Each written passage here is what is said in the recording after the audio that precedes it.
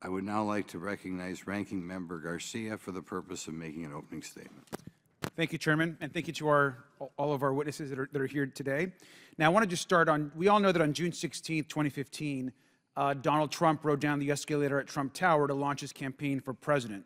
And I want to remind us what he said that day, and I quote, "When Mexico sends its people, they're not sending their best. They're not sending you, they're not sending you, they're sending people that have lots of problems, and they're bringing those problems with us. They're bringing drugs, they're bringing crime, they're rapists," end quote.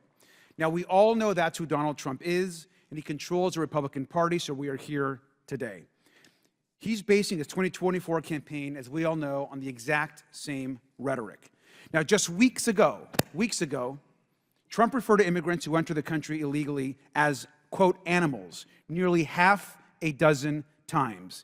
He literally said, and I quote, "Democrats say, please don't call them animals, they're humans," Trump said. Quote, "I said, no, they're not humans, they're animals," end quote. He's also repeatedly claimed that South American countries are emptying their what he calls insane asylums and mental institutions to send the patients to the U.S. as migrants.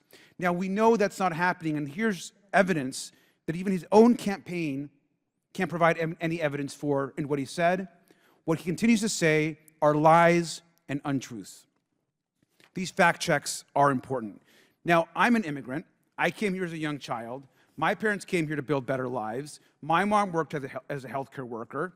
When I took an oath to become a U.S. citizen, it was the proudest day of my life. And so I personally am offended, not just from what I hear, but for the way Donald Trump and the House majority speaks about migrants and folks that come here for a better life.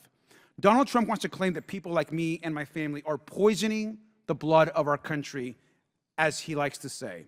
It's disgusting and it's un-American. And it has real consequences, like the white supremacists at Charlottesville, who Trump called, and I quote, "very fine people." It provokes people like the white nationalists who targeted people of Mexican descent in El Paso, murdering 23 innocent people. Now, I love this country.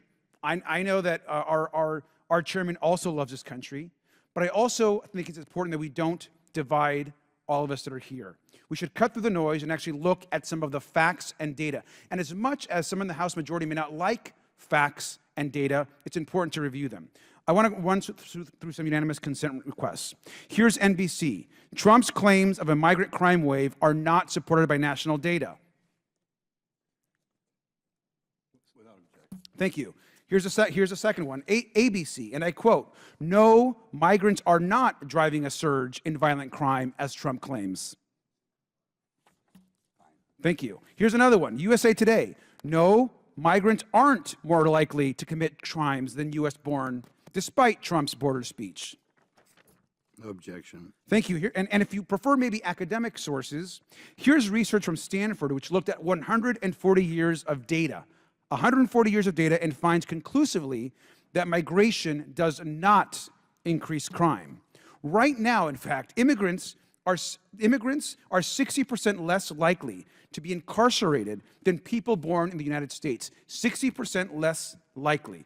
And let's be clear, undocumented people are less likely to be incarcerated than native-born people as well. And here's a Brennan Center report, which hopefully points out that, and I quote, "The spike in violent crime happened on Trump's watch, not Biden's. In 2020, the final year of the Trump presidency, murder rose by nearly 30% and assault by more than 10%. So I'd like to submit that as well, sir.